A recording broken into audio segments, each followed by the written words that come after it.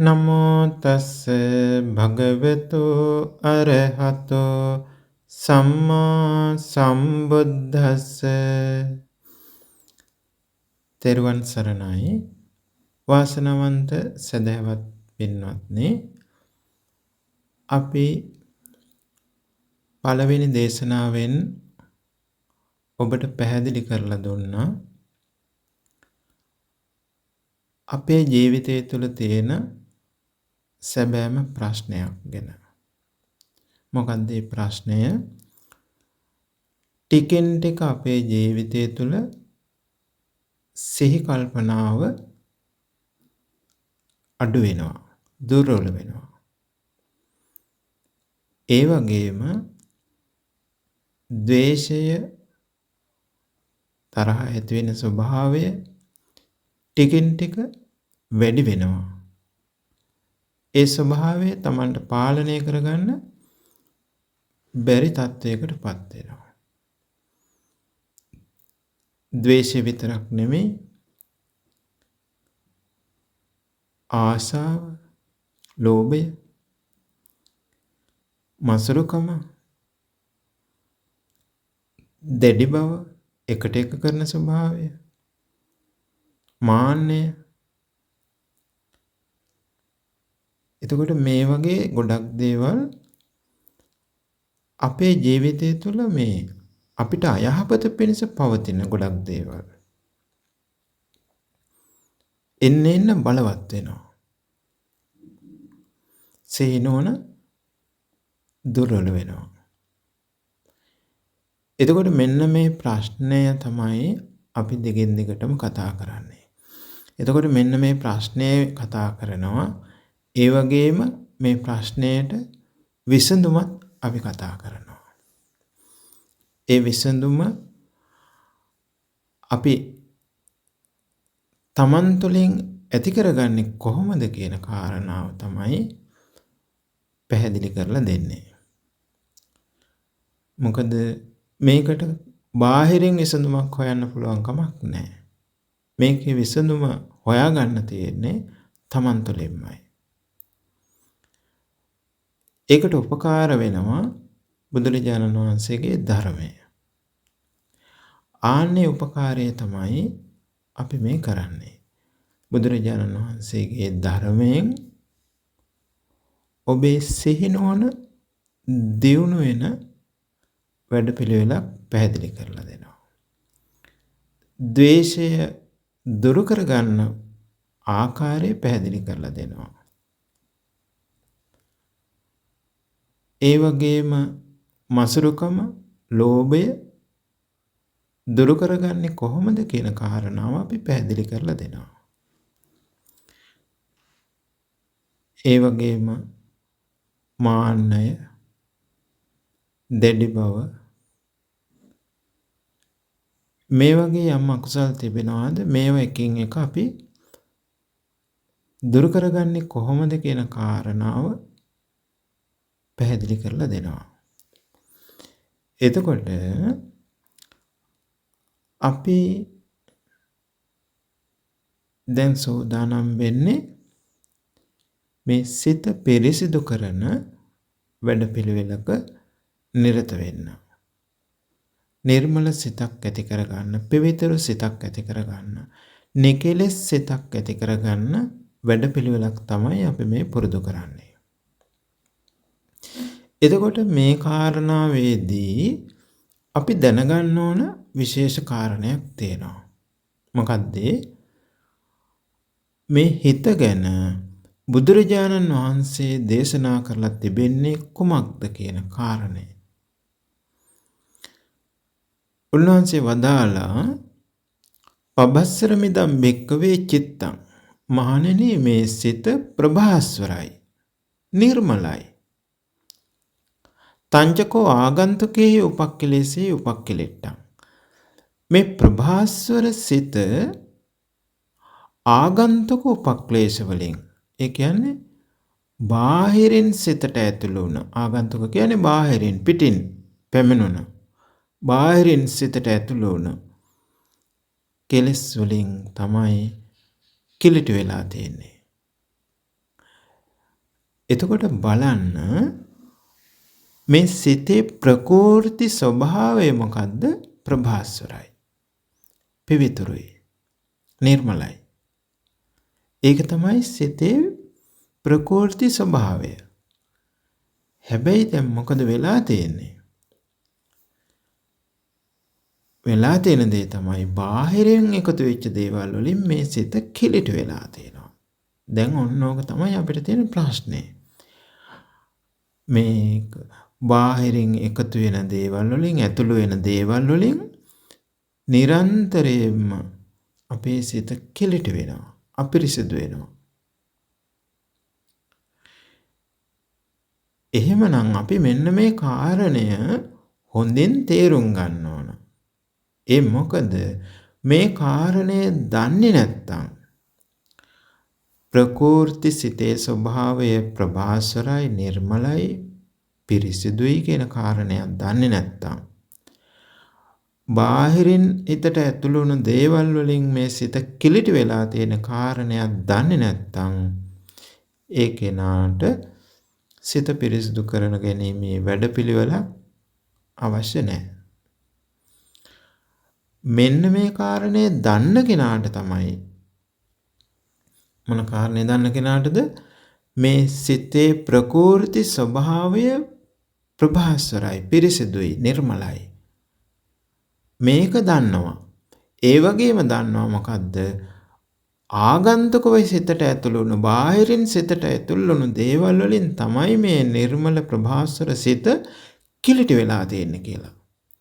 අන්න මේ කාරණා දෙක හොඳින් දන්නවා නම් අන්නේ දන්න කෙනාට තමයි සිත පිරිසිදු කරගන්න වැඩපිළිවෙලක් පුරුදු කරන්න පුළුවන්කම තියෙන්නේ. මොකද මේක දන්නේ නැත්නම් එයාට සිත පිරිසිදු කරගන්න අවශ්‍යතාවයක් නැහැ. මොකද පිරිසිදු වෙලා අපිරිසිදු වෙලා කියලා දන්නෙත් නැහැ. කිලිට වෙලා කියලා දන්නෙත් නැහැ. මේක ප්‍රභාස්වර සිතක් සිතේ ස්වභාවය ප්‍රභාස්වරයි කියන කාරණය දන්නෙත් නැහැ. එතකොට බුදුරජාණන් වහන්සේ දේශනා කරනවා මේ කාරණේ දන්නේ නැති කවුද කියලා. ප්‍රකෘතියෙන් සිත ප්‍රභාස්වරයි පිරිසිදුයි නිර්මලයි ආගන්තුක උපක්ලේශ වලින් ආගන්තුක බාහිරින් සිතට ඇතුළු වුණු දේවල් වලින් කිලිට වෙලා තියෙන්නේ කියලා මේ කාරණය දන්නේ නැහැ කවුද? අසෘතවත් පෘථග්ජන පුද්ගලයා. අන්නයා තමයි මේක දන්නේ නැත්තේ. දැන් එතකොට බලන්න ඔබ මේ කාරණේ දන්නවද? මේ කාරණේ දන්නේ නැත්නම් අන්න ඒ කෙනා කවුද? අසෘතවත් පෘථග්ජන පුද්ගලයා. එතකොට මේ කාරණේ එයා දන්නේ නැහැ. එතකොට එයාට මේ චිත්ත භාවනාවක් සිත පිරිසිදු කරන භාවනාවකින් ප්‍රයෝජනයක් නැහැ. සිත පිරිසිදු කරන වැඩපිළිවෙලකින් එයාට ප්‍රයෝජනයක් නැහැ. හැබැයි මේ කාරණය මනාකොට දන්නව කවුද? අන්න ශ්‍රුතවත් ආර්ය ශ්‍රාවකයා. බුදුරජාණන් වහන්සේ සරණ ගිය බුදුරජාණන් වහන්සේගේ ධර්මයෙන් පිළිසරණක් සලස ගන්න උත්සාහ කරන ඒ වෙනුවෙන් කැප වුණ ශ්‍රාවකයා මේ කාරණේ දන්නවා. මේ කාරණේ දන්න නිසා අන්න ඒ කෙනා උත්සාහ කරනවා, වීරිය කරනවා, නොයෙක් උපක්‍රම යොදාගෙන තමන්ගේ සිත පිරිසිදු කරගන්න කටයුතු කරනවා. අන්න ඒ සඳහා කරන උපක්‍රම තමයි මොනවද? දානෙන් සිත පිරිසිදු කරගන්නවා, සීලයෙන් සිත පිරිසිදු කරගන්නවා, භාවනාවෙන් සිත පිරිසිදු කරගන්නවා. මේ වගේ දේවල් කරන්නේ අර කිලිටි වුණ සිත පිරිසිදු කරගන්නයි. ඒ නිසා අපි උත්සාහ කරන්න ඕන මෙන්න මේ කාරණය හොඳින් තේරුම් අරගෙන අපේ සිත පිරිසිදු කරන වැඩපිළිවෙල අපේ ජීවිතය තුළ පුරුදු කරගෙන ඉස්සරහට යන්න ටිකෙන් ටික ගැඹුරු කරා. එකපාර ගැඹුරට යන්න බෑ. ඒ නිසා ටිකෙන් ටික එක එක කරුණා තේරුම් අරගෙන ඒ තේරුම් ගන්න කාරණය ප්‍රායෝගිකව තමන්ගේ ජීවිතය තුළ පුරුදු පුහුණු කරමින් තමන් තබන සෑම පියවරක්ම ශක්තිමත්ව තබමින් මේ නිවන් මඟ තුළ පියවරෙන් පියවර ඉදිරියට යන්න පුළුවන්. ඒ යන ගමන ශක්තිමත්. ඒ යන ගමන මඟ කඩාකප්පල් වෙලා යන්නේ නැහැ. විනාශ වෙලා යන්නේ නැහැ. ඒ මොකද අපි කලින් කතා කළා මුලින්ම ඇති කරගන්න ඕන මොනවද? බලවත් කැමැත්තක්. බලවත් අදිෂ්ඨානයක්. ඒ වගේම බලවත් සිහියක්, බලවත් නුවණක්, බලවත් වීරියක්. මෙන්න මේවා ඇති කරගෙන තමයි අපි මේ ගමන යන්න පටන් ගන්නෙ. අපිට යම් කිසි කාරණයක් යම් කිසි දෙයක් කටයුත්තක් කරන්න ඕන වුණොත් ඒකට අවශ්‍ය කරන උපකරණ අපිට සොයා ගන්න වෙනවා. අපි හිතමු වළඳක් හදන්න කියලා. වළඳක් හදන්න නම් ඒකට අවශ්‍ය කරන උපකරණ ටික හොයා ගන්න ඕන. අපි හිතුවොත් මේසයක් පුටුවක් හදන්න කියලා. ඒකට අවශ්‍ය උපකරණ ටික හොයා ගන්න ඕන. අපි හිතුවොත් ගෙයක් හදන්න කියලා, ගොඩනැගිල්ලක් හදන්න කියලා. ඒකට අවශ්‍ය කරන උපකරණ හොයා ගන්න ඕන. ඒ උපකරණවල උපකාරයෙන් තමයි අපිට කටයුත්ත කරන්න පුළුවන් වෙන්නේ. අන්න ඒ වගේ මේ සිත පිරිසිදු කරන කටයුත්ත කරන්න නම් මේකටත් අවශ්‍ය උපකරණ ටිකක් තියෙනවා. ආන්නේ උපකරණ තමයි ප්‍රධානම දේවල් තමයි සිහියත්, නුවණත්, වීරියත්. මේවට බුදුරජාණන් වහන්සේ පාවිච්චි කළ වචන තුන තමයි ආතාපි සම්පජානෝ සතිමා. කෙලෙසුන් දුරු කිරීමෙන් සිහියක් තියෙන්න ඕන. සිත පිළිබඳව යොමු කරගත් සිහියක් තියෙන්න ඕන. අපි මේකෙදි කතා කරන්නේ ඒ ගැන. එතකොට බුදුරජාණන් වහන්සේ සතර සතිපට්ඨානයේදී දේශනා කරනවා කය පිළිබඳ යොමු කරගත් සිහිය, වේදනාවන් පිළිබඳ යොමු කරගත් සිහිය, සිත පිළිබඳ යොමු කරගත් සිහිය, ධර්මයන් පිළිබඳ යොමු කරගත් සිහිය. අපි මෙතනදී මූලිකවම කතා කරන්නේ පැහැදිලි කරලා දෙන්නේ මෙන්න මේ සිත පිළිබඳව යොමු කරගත් සිහිය තුළින් අපි මේ ගමන යන්නේ කොහොමද කියලා. මේක අමාරු නෑ.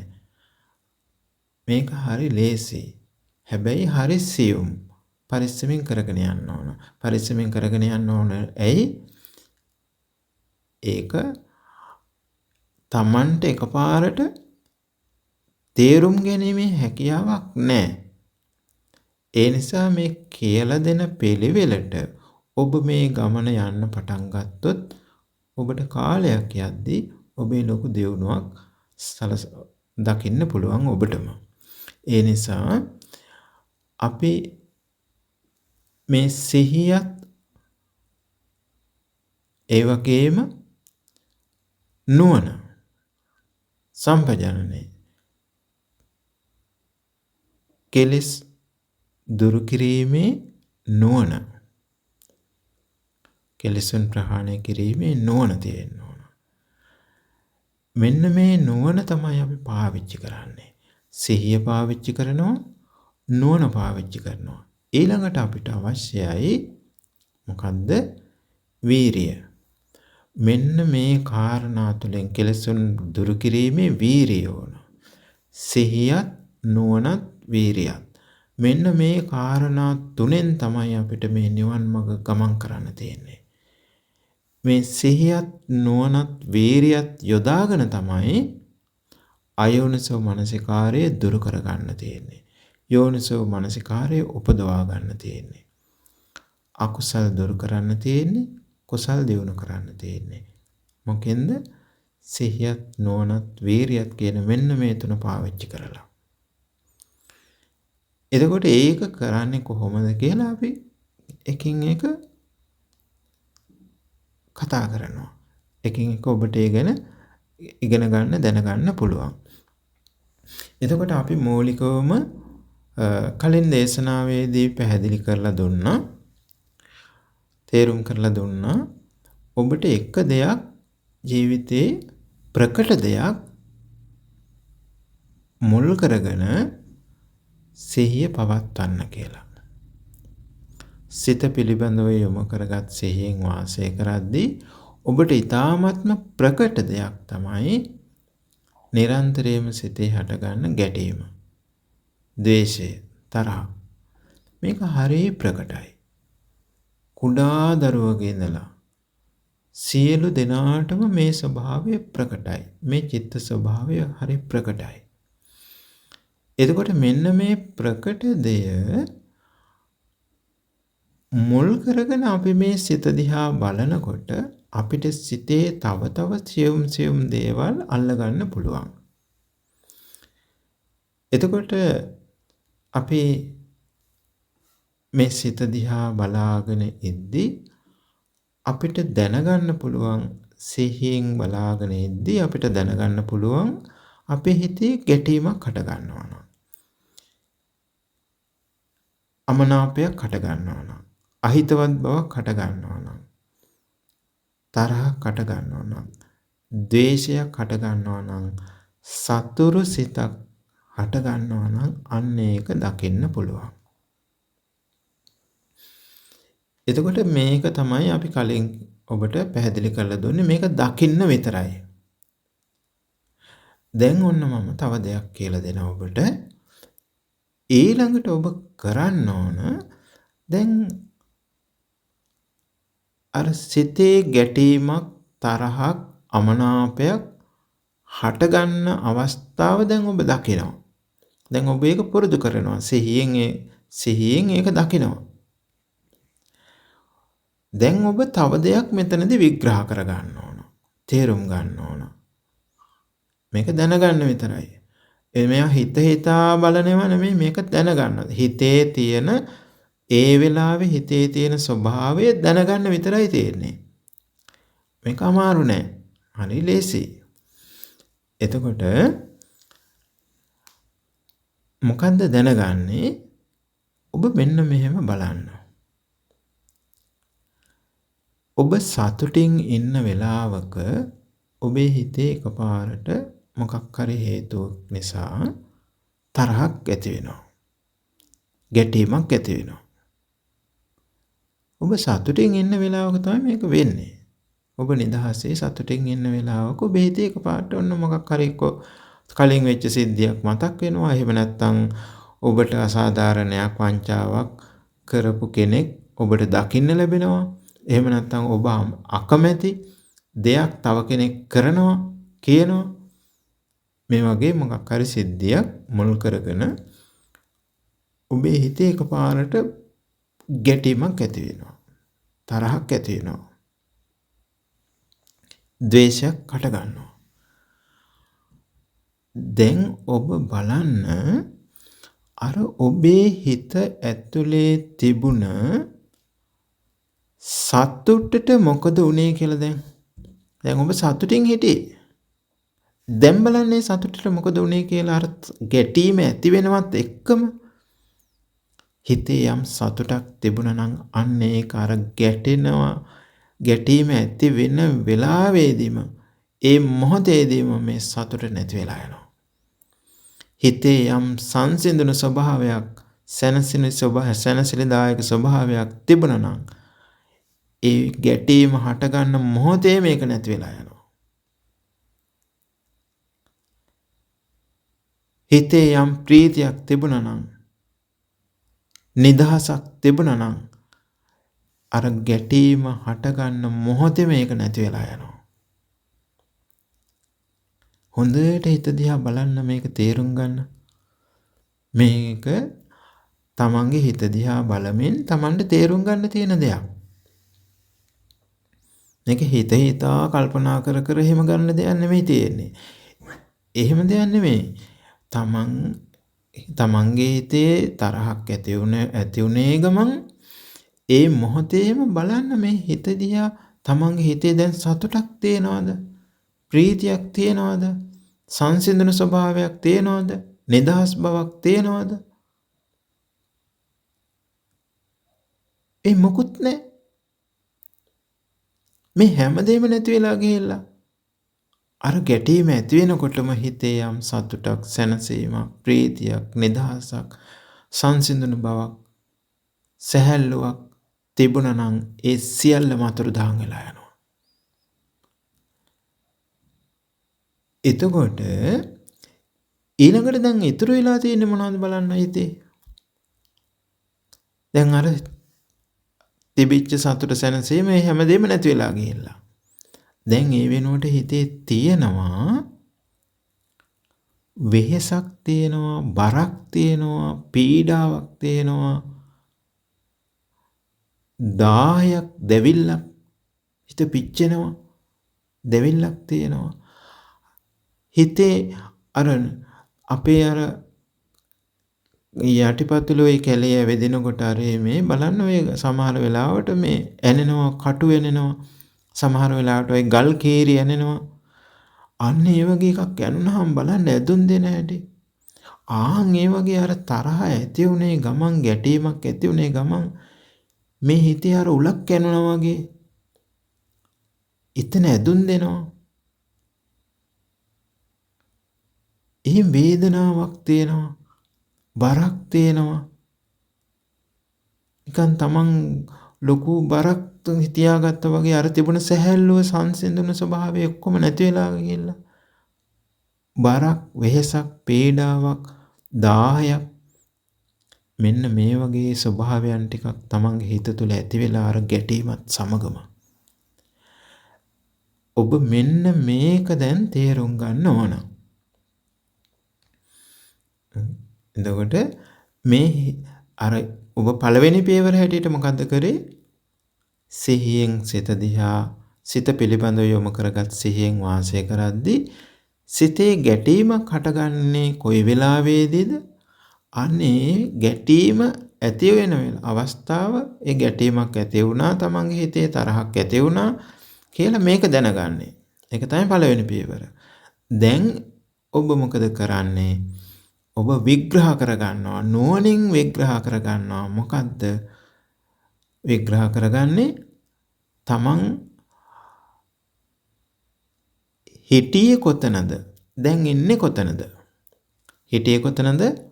අර සතුටක්, සැනසීමක්, නිදහසක්, ප්‍රීතියක්, සංසිඳන ස්වභාවයක් මෙන්න මේ වගේ තැනක තමයි ඔබ හිටියේ. ගැටීම ඇති උනේ ගමන් දැන් ඔබ ඉන්නේ කොතනද? වෙහෙසක්, පීඩාවක්, දාහයක්, බරක්, මෙන්න දුකක් මේ වගේ මෙන්න මෙතන තමයි දැන් ඉන්නේ. මෙන්න මේ දෙක හොඳට තේරුම් ගන්න ඕන. දැන් මේක තේරුම් ගන්න නම් ඔබට හොඳ සියුම්ව හිත දිහා බලන්න පුළුවන් වෙන්න ඕන. මේක පුරුදු කරන්න ඕන. කාලයක් පුරුදු කරන්න ඕන. අමාරු නෑ. මේක ඔබට කරන්න පුළුවන්. මේක කරන්න පුළුවන්. ඒ නිසා බය වෙන්න එපා. මේ හිත දිහා බලන්න කිව්වහම මේකට බය වෙන්න එපා. මේක කරන්න පුළුවන්. මේක හරි ලේසි, හරිම සරලයි. ඔබට කරන්න තියෙන්නේ මේක විතරයි. ඔබ ගොඩාක් ධර්මයේ ඉගෙන ගන්න, ධර්ම පොත්පත් කියවන්න, ඒව නෙමෙයි ඔබ කරන්න ඕන. ඔබ මෙන්න මේ දේ කරන්න. මේ කියන දේ පුරුදු කරගන්න. ඔබට ධම් පොත්පත් කියවන්න පුළුවන්, ඕන තරම් බණ අහන්න පුළුවන්. ඔබේ සිහිය දියුණු වෙනකොට ඔබ මේ දේ ප්‍රායෝගිකව පුරුදු කරගෙන ගියොත් ඔබේ සිහිය දියුණු වෙන්න පටන් ගන්නවා. අන්න එතකොට ඔබට ධම් පොත්පත් බලන්න පුළුවන්, සූත්‍ර දේශනා කියවන්න පුළුවන්, ධර්මය අහන්න පුළුවන්. අන්න ඒ දේවල් කරගෙන යන්න පුළුවන් ඔබට. මෙන්න මේ ටික ඉස්සෙල්ලා පුරුදු කරන්න. එතකොට මේක කරන්න ඔබට ලොකු දහම් දැනුමක් අවශ්‍ය නැහැ. ඔබට ඕමනා මොකද්ද? මෙන්න මේ අපි පැහැදිලි කරලා දෙන දේ ඒ විදිහට කරගෙන යන්න. මේ කියලා දෙන පියවරෙන් පියවර ඒක අනුගමනය කරන්න. අපි යම් ගුණයක් තමන්ගේ ජීවිතය තුළ ඇති කරගන්න කියනවාද? ඒක ඇති කරගන්න. එතකොට ඒක තේරෙන්නේ නැත්නම් ඔබට වැටහෙන්නේ නැත්නම් වටහා ගන්න අපහසු නම් අන්න ඒ වෙලාවට මොකද කරන්න ඕනේ? ඒක අපෙන් අහන්න. අපිත් එක්ක කතා කරන්න. පුළුවන් විදිහට ඇසුරු කරන්න. එතකොට අපි පැහැදිලි කරලා දෙනවා. එතකොට මේ විදිහේ ගමනක් ඔබට යන්න පුළුවන් නම් ඔබට ධර්මයෙන් පිළිසරණක් සලසගන්න පුළුවන්. ඒ මොකද මේ විදිහට සිත දිහා බලාගෙන සිතේ සියුම්ව හටගන්න මේ වෙනස්කම් හඳුනා ගන්නවා. මේක මෙහෙම කරද්දී ඔබේ සිහිය දියුණු වෙන්න පටන් ගන්නවා. සිහිය දියුණු වෙන්න පටන් ගන්නවා. ඒ වගේම දැන් මේ චිත්ත ස්වභාවයන් හඳුනා ගන්න ඔබ උත්සාහ කරනවා. සිතේ යම් සතුටක් සැනසීමක් ප්‍රීතියක් තිබුණා නම් මේව නැති වෙලා ගිහිල්ලා වෙහෙසක් පීඩාවක් දාහයක් බරක් දුකක් පසුතැවීමක් මෙන්න මෙවැනි ස්වභාවයන් දැන් හිත තුල තියෙනවා. මෙන්න මේවා විග්‍රහ කරගන්නේ නුවණින්. එතකොට මේ වගේ සියුම් දේවල් ඔබ නුවණින් විග්‍රහ කරගනිද්දී වේගයෙන් ඔබේ නුවණ වැඩෙන්න පටන් ගන්නවා. එතකොට මේ නුවණ මෙතන ඉඳලා අපි ටික ටික දියුණු කරගෙන ඉස්සරහට යනවා. එතකොට මේක වැඩපිළිවෙලක්. එක දවසින් ඉවර වෙන එකක් නෙමෙයි. ඒ නිසා අපිට මේක කාලයක් කරගෙන යනවා ඉස්සරහට. මෙතනින් පටන් ගන්නවා. මෙහෙම ඔබ මේ සිත පිළිබඳව මේ සිහියෙන් සිහිය යොමු කරගෙන සිත පිළිබඳව මේ විදිහට නුවණින් විග්‍රහ කරගෙන ඊට පස්සේ ඔබ මොකද කරන්නේ? ඊට පස්සේ ඊළඟට කරන්න ඕන දේ අපි ඉදිරියේදී කතා කරමු. එතකොට දැන් ඔබ මේ විදිහට මේක කරගෙන යන්න නම් ඔබට අවශ්‍යයි ඔබ තුල තියෙන්න ඕන ඔබ ඇති කරගෙන තියෙන්න ඕන මොනවාද? බලවත් කැමැත්තක්. මේ වැඩපිළිවෙල පුරුදු කරගෙන යන්න ඔබ තුල බලවත් කැමැත්තක් තියෙන්න ඕන. ඒ වගේම බලවත් අදිෂ්ඨානයක් ඔබ තුල තියෙන්න ඕන. ඒ වගේම බලවත් වීරියක් ඔබ තුල තියෙන්න ඕන. ඒ වගේම ඔබ තුල නුවණ තියෙන්න ඕන. මේක තමයි මට යහපත පිණිස පවතින්නේ මේ දේ පුරුදු කළොත් විතරයි මට යහපතක් සැලසෙන්නේ කියලා තමන්ගේ යහපත දකින්න පුළුවන් නුවණක් ඔබට තියෙන්න ඕන. ඒතකොට මේ ටික තියෙනවා නම් අන්න ඔබට පුළුවන් මේක කරගෙන යන්න. මොකද දැන් ඔබ මේ ටික කරගෙන යන්න මේකේ මුලින්ම ඔබට මේ පිළිබඳව විශ්වාසයක් ඇති වෙන්න ඕන, පැහැදීමක් ඇති වෙන්න ඕන. ආන්නේ විශ්වාසයේ පැහැදීම මුල් කරගෙන ශ්‍රද්ධාව මුල් කරගෙන මේ විදිහට මේ ගමන යද්දී ටිකෙන් ටික දවසින් දවස දිනෙන් දින ඔබේ සිහිය දියුණු වෙන්න පටන් ගන්නවා. වීරිය දියුණු වෙන්න පටන් ගන්නවා. නුවණ දියුණු වෙන්න පටන් ගන්නවා. ඒ මොකද ඒ දියුණු වෙන වැඩපිළිවෙලක් ප්‍රායෝගිකව ඔබ ඔබේ ජීවිතය තුළ පුරුදු කරනවා. එතකොට අකුසල් හට ගන්නකොට ඒ අකුසලේ වහා හඳුනා ගන්නවා. ඒ අකුසලයේ මුල් කරගෙන තමන්ගේ සිතේ ඇතිවන පරිවර්තනය නුවණින් විග්‍රහ කර ගන්නවා. එතකොට මෙන්න මේ පියවර දෙක ඔබ දැන් ඉඳලා පුරුදු කරන්න. මේ පියවර දෙක පුරුදු කරමින් ඉදිරියට යන්න ඔබට පුළුවන් ඔබේ ජීවිතේ සැනසීම උදා කරගන්න. ඒ නිසා ඔබ හැම දිනාටම බුදුරජාණන් වහන්සේගේ ධර්මයේ තුලින් සිහිය නුවණ වීරිය දියුණු කරගෙන අයෝනිසෝ මනසිකාරය බැහැර කරලා යෝනිසෝ මනසිකාරය උපදවාගෙන මේ විදිහේ ධම්මානුධම්ම ප්‍රතිපදාවකින් යුක්තව සැනසීම උදා කරගන්න සියලු දෙනාටම උතුම් තුනුරුවනේ අනන්ත ආශිර්වාදයේ සැලසෙත්වා.